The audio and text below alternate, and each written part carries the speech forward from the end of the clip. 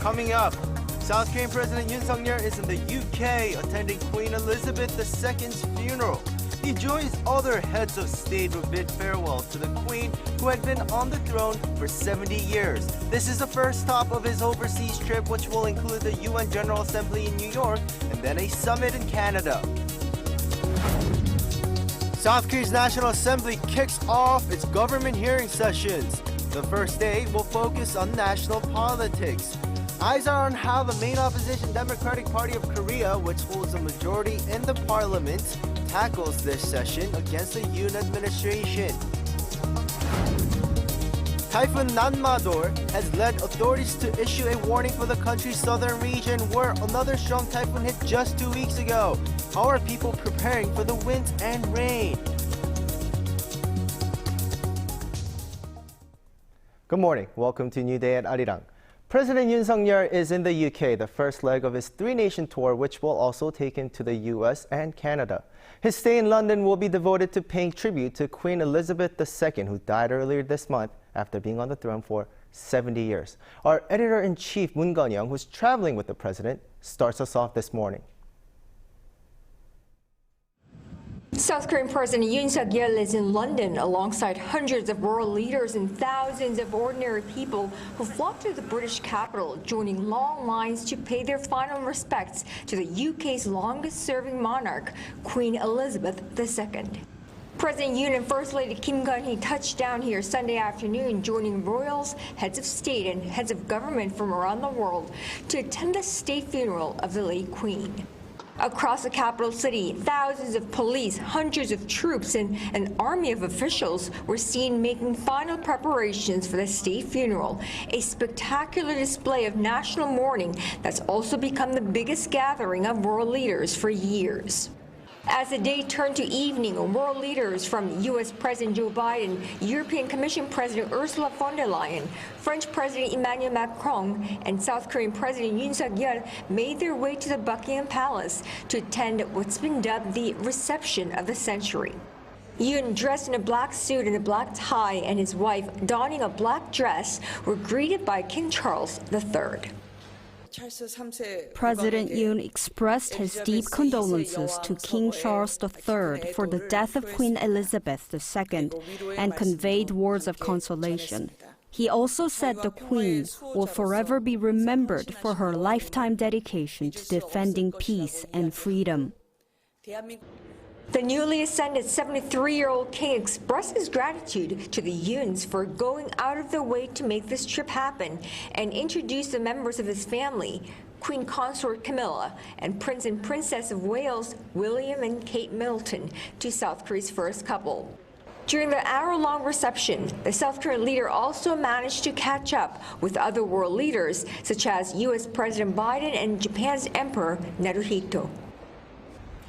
And on Monday, South Korea's first couple will join other monarchs, heads of state, over 1 million people lining the streets of London, a record 4 billion tuning in from all around the world to bid their final farewell to the Queen, whose death marks the end of an era.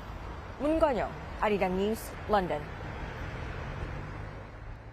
Now, as you have just seen, U.S. President Joe Biden, along with other world leaders, arrived in London as well on Sunday to attend Queen Elizabeth II's state funeral, which will take place Monday morning local time. Around 500 royals, heads of state, and government leaders from around the world have been invited. Kim Yo-sun has the latest. World leaders arrived in London on Sunday to pay tribute to Queen Elizabeth on the eve of her state funeral. U.S. President Joe Biden and the Prime Ministers of Canada and Australia were among scores of dignitaries and royals from Europe, Asia, Africa, and the Americas who arrived in the British capital. President Biden stressed that the Queen's death has left a giant hole on the global stage. As I've told the King, she's going to be with him every step of the way, every minute, every moment. And that's a reassuring notion. He and his wife paid tribute to Queen Elizabeth, signing her book of condolences and appearing on a balcony overlooking her coffin in the historic Westminster Hall.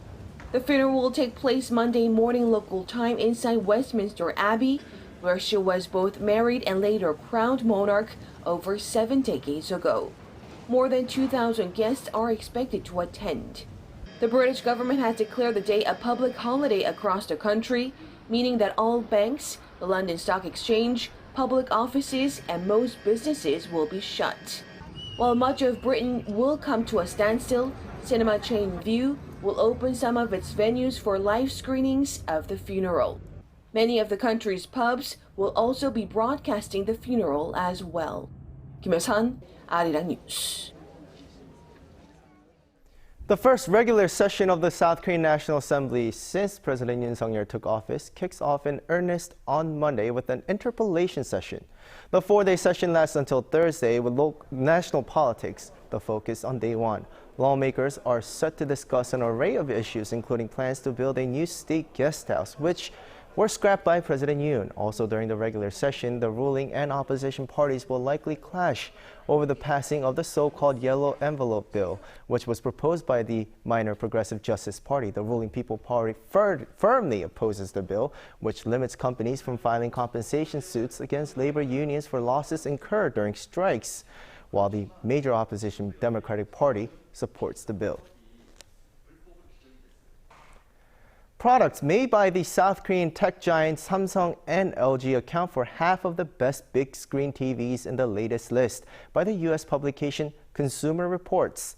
The list covers 11 TVs with screens 70 inches or bigger, and 6 of them are either from Samsung or LG. TVs were categorized as top-performing, mid-priced, and lower-priced. Consumer Reports said LG's 77 OLED TV has great quality and high dynamic range, not to mention a reasonable price. Samsung's 75-inch QLED TV was praised for its great performance and sound quality. Other than Samsung and LG, the list included products from Sony of Japan and TCL of China.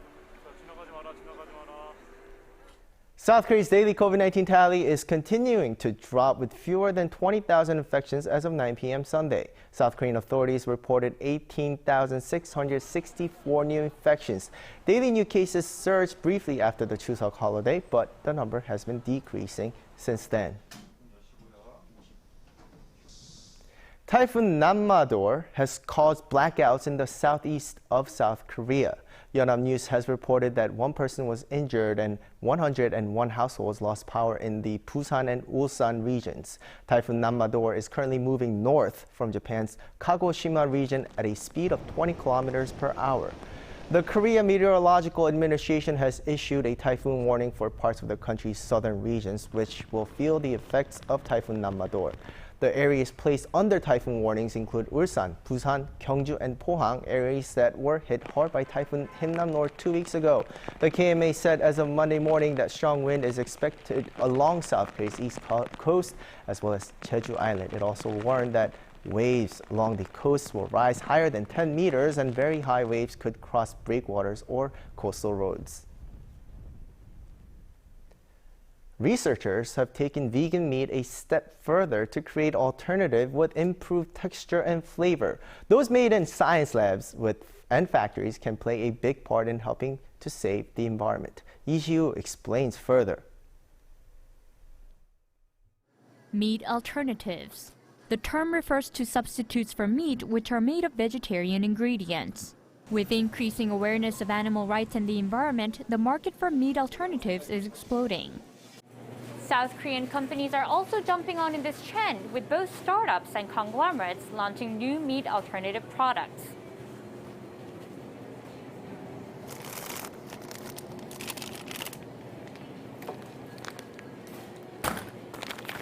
Like this Korean barbecue and steak.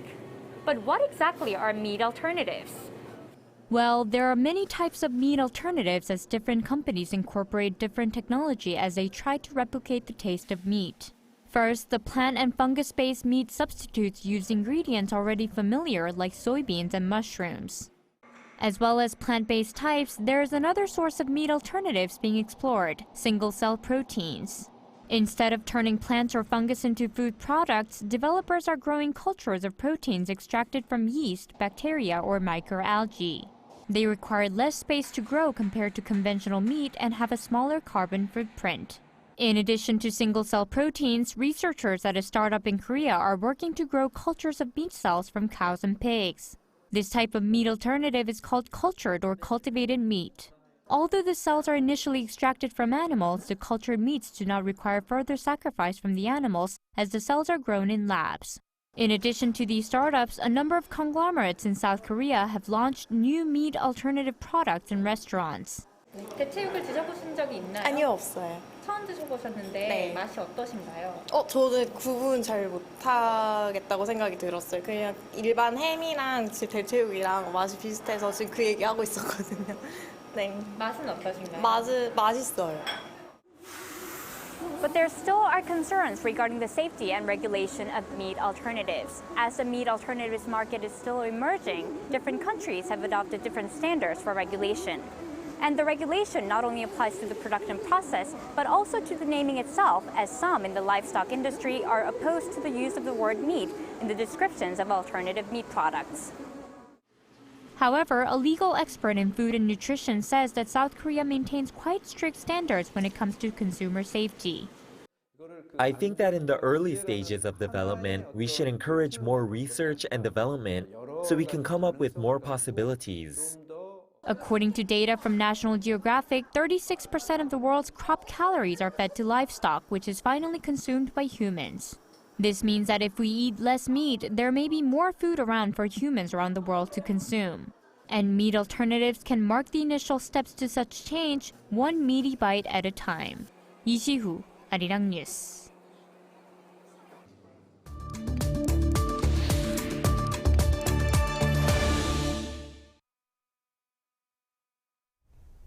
It's time for On Point, where we speak to experts to delve deeper into some of the key issues in the spotlight right now.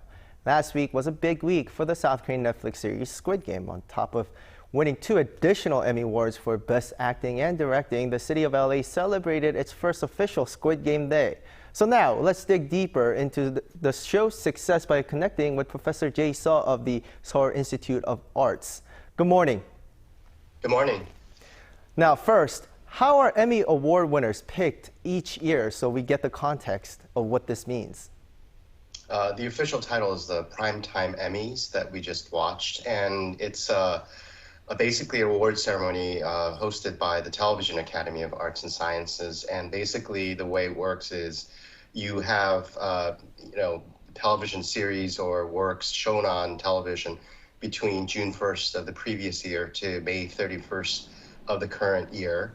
And basically, it's television programming that has been aired in American markets for over 50% of the time. So in that sense, that you are eligible for that. And basically, all the shows are now, in contention for that. And there's a voting between about 25,000 members of the Television Academy that decide on all the categories. There's a lot of them at the Emmys. And basically, each of the categories has 8 nominations. And for that reason, Squid Game, I think the big reason is because it was on Netflix. And of course, in America, a lot of people got to see that. So that's why it was nominated. Right. And you yourself are a film director as well. But Director Hwang was the first non-English speaking director to win in the Best Director category. Was this an expected win considering the popularity of Squid Game team? Well, I think Squid Game was definitely something in contention because it was such a popular show. But at the same time, as you know, this is the first time a non-English speaking television series or series on Netflix was nominated for the Emmy and then won, which is historic. So Squid Game got nominated for 16 Emmys, which is a huge deal. And I believe it won 6 categories, including Best Director for Hwang Dong-hyuk, and also Best Actor for Lee Jung-jae, and a couple other, of note, I would say would be special effects, art direction, production design, and also stunts. So this was quite a phenomenon for that. But I think it's historic because just like the Oscar with Parasite, I think the Emmys is one of the big 4, which is basically Grammy, Oscar, Tony, and the Emmys. And so it's a huge, prestigious award. And it's really amazing that a Korean show got to win it this year. Right, and you've also mentioned this, but Lee Jung-jae was the winner for Best Acting. Now, as a director, you know how important it is, the relationship between the director and actor, and you kind of have to make the actor kind of stand out and make sure the role is acted in a way that director really wants. But what about Lee Jung-jae's acting really stood out during the show that helped him win the award? Well, I mean, to me, it wasn't surprising that he won because as a Korean audience member myself and a fan of his works that, we've been watching Lee Jung-jae since, The Sand Hour, which is called 모래시계, way back in the day when he came out in early movie. And also, he's both a television star and a huge movie star. So movies like New World. So he would play these kind of like edgy characters that are really known for being sort of either bad guys. Like, for example, I'm a big fan of his acting in a movie called The Housemaid, the remake of that. And he comes out as a kind of a sociopathic, chaebol type of person, and he plays it really well. And at the same time, he can be an action hero and things like that. But I think for this role, what I found really surprising was he plays kind of a loser. I don't know if you've seen the series, but his main character comes out as somebody that's in the first scene is trying to steal money from his mother. And then later, he really turns, his character goes through a coming of age situation where, basically I don't want to give spoilers, but, he becomes like better off than he did before, but he has to go through a ordeal. But I'm not really surprised he won. He's already been nominated for many other awards. I think not just Lee Jung-jae, but many cast members like Jung Ho-yeon or, there's a lot of big actors in this film, even Lee Byung-hun that nobody talks about. But I think, Lee Jung-jae stands out because now it's a chance for him to become world famous instead of just being famous in Korea. Right, Professor, and of course I've watched the series, and yeah. So this show has, apart from the awards, has been really popular among regular fans, and LA, as mentioned, has a dedicated Squid Game Day. What is it about the show that helps it connect with the fans, and how much are fans already looking forward to the second season? Yeah, I think it's incredible that LA has a Squid Game Day. That's how popular it is. And basically, I think one of the reasons why it's popular, it's a pretty easy plot to follow. It's a survival game in the sort of like Hunger Games. So it's based on kind of a reality show, which is fictionalized. And what's interesting is that director Hwang Dong-hyuk is actually a film director. This is his first television series that he directed, but he wrote this originally as a standalone film. And then he couldn't get funding because it was a little bit violent. And also at the time, the scale of it was a little bit high budgeted. But in came Netflix and he got to make it, in a multi-episode format. And I think he really succeeded in that way. But I think a lot of people, I think it was something like it was like a hit in 94 countries. It's Netflix's biggest series. And it's a really low budget considering, the other ones like Bridgerton. I think the single episode of Bridgerton is the budget of, Squid Game, the entire Squid Game series. But I think many people liked it because the themes in Squid Game is also amazing. It's about, people that have and have not. And it's very much a allegory of how the economic situation, especially with COVID that hit, where people now are, in a worse, financially off than before. So this story was very universal to a lot of people. And I think being on Netflix, on a platform that's all over the world, I think really helped it. And then, as I mentioned, COVID, everybody was home watching Netflix. Right, and it's amazing how a story of a loser, like you said, kind of reflects the rest of the world. And hopefully the second season will definitely be up to its standards. So thank you for being everybody's looking forward to the second season, including me. Yeah. Right, and we have some time, but well, thank you for being with us today, and I hope to speak to you again soon. Okay, bye-bye.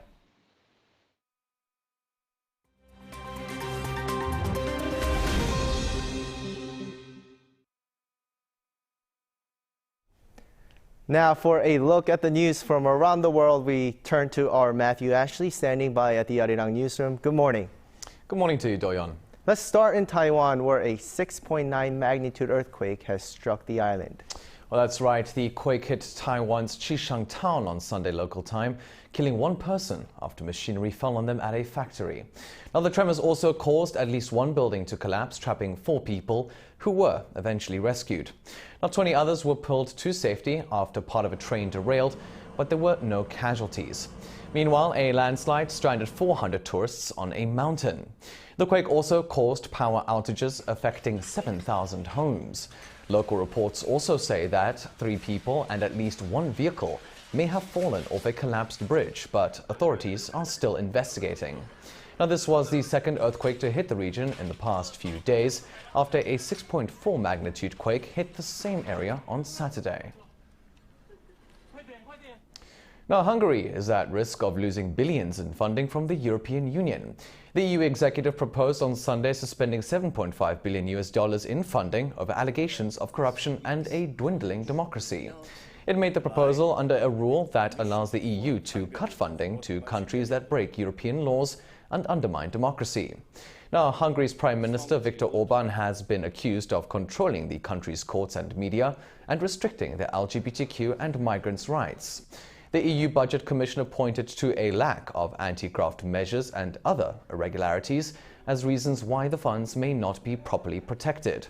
The funds are part of the 27-member bloc's shared budget and are given to members to bring their infrastructure and economy up to standard. The EU now has 3 months to make its decision. Alaska is seeing some of its worst flooding in 50 years. This comes as the remains of Typhoon Merbok passed through the Bering Strait over the weekend.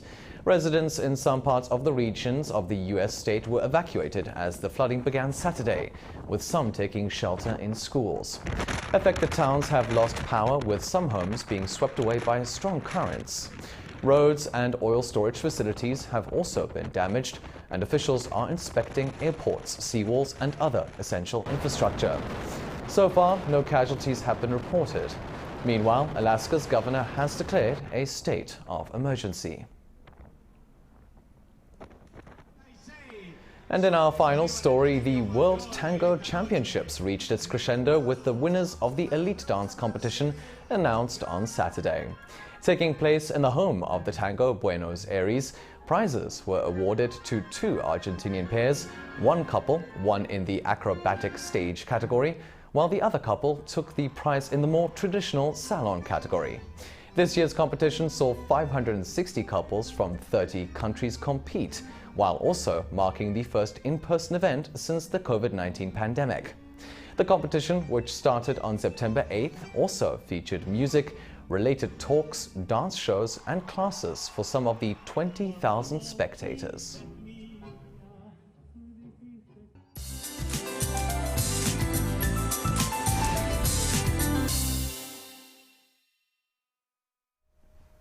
Good morning. I'm Lee Ji-yeon with the latest weather updates. Well, Typhoon Nanmadol made landfall in Japan's southern prefecture of Kagoshima on Sunday night, bringing high waves and violent winds to southwestern Japan. Well, Nanmadol is expected to change its path and move eastward after passing through Kyushu this morning. And eastern parts of Korea have been affected by the typhoon, along with heavy rain of 30 millimeters an hour, along with strong winds, so please stay alert. Now, storm-related alerts have been issued on the land and sea along the east coast, with a typhoon warning being issued for the parts of East Sea and South Sea this morning. And Ulleungdo and Dokdo could see up to 100 millimeters of downpours. East Coast regions could see downpours through the afternoon. And despite the rain moving away, gusty winds and the threat of hail still remain. Now, Sunday's record-breaking summer-like temperatures will cool down a bit. Gwangju saw a high of 34.5 degrees Celsius yesterday, but will go down to 29 degrees. And highs in Seoul will be about 5 degrees lower today, topping out at 27 degrees under sunny skies. With that, here's a look at the weather conditions around the globe.